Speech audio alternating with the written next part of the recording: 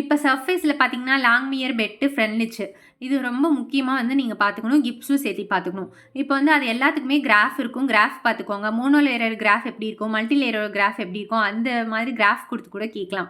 So அதை பார்த்துக்கோங்க. அதுக்கப்புறம் வந்து பார்த்தீங்கன்னா அந்த கிராஃபில் அதுக்குள்ளே ஒரு சில கண்டிஷன்ஸ் இருக்கும்ல. லோ ப்ரெஷரில் அந்த ரியாக்ஷனில் என்ன ஆர்டரில் இருக்கும், ஃபஸ்ட் ஆர்டரா, 0 ஆர்டரா, செகண்ட் ஆர்டரா, அந்த மாதிரியும் நீங்கள் பார்த்து வச்சுக்கணும் சர்ஃபேஸை பொறுத்த வரைக்கும்.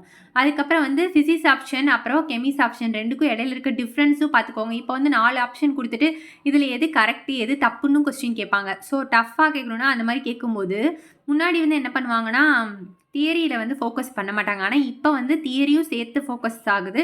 ஏன்னா காம்படிஷன் வந்து ஹெவியாக இருக்கனால அவங்களும் வந்து ரொம்ப ஹெவியாக கொடுக்குறாங்க. ஸோ அதனால் நம்ம தியரியும் ஓரளவுக்கு தெரிஞ்சு வச்சுக்கிறது நல்லது.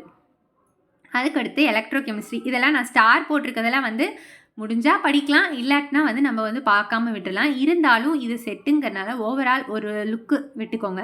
இப்போ E0 செல்லுன்னு பார்த்தீங்கன்னா அதோட ஃபார்முலா என்ன வரும், right hand side minus left hand side, இல்லை கேத்தோன் மைனஸ் ஆனோடு அந்த மாதிரி பார்த்துக்கோங்க. அப்புறம் டெல்டா G0 கண்டுபிடிக்கிறது, அப்புறம் அந்த strong acid versus weak base அந்த மாதிரி கிராஃப் பார்த்துக்கோங்க. அப்புறம் அயானிக் ஸ்ட்ரென்த் கண்டுபிடிக்கிறது, இந்த மாதிரி பேசிக்கான இது மட்டும் பார்த்துக்கிட்டிங்கன்னா கண்டிப்பாக நம்மளுக்கு வந்து அந்த இடத்துல வந்து நம்ம மைண்ட் வந்து எடுத்து கொடுக்கும். நம்ம ஒர்க் அவுட் பண்ணி ஆன்சர் பண்ணலாம்.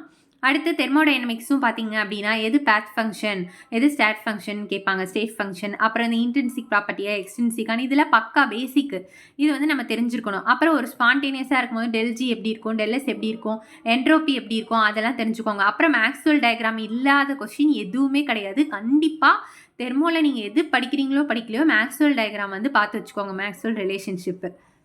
அதுக்கடுத்து ஸ்டாட்டிஸ்டிக்கல் தெர்மோடைனமிக்கில் ரொம்ப ஈஸியாக படிக்கணும்னு நினச்சிங்கன்னா இந்த canonical, micro canonical, macro canonical இது மூணுலேயும் எது வந்து பாசிபிள் அப்படின்னு சொல்லிட்டு அதை மட்டும் பார்த்துக்கோங்க. போசைன்ஸ்டீன், ஃபெர்மி டைராக் இதெல்லாம் வந்து டைரக்ட் ஃபார்மில் பார்த்துக்கிட்டிங்கன்னா ரொம்ப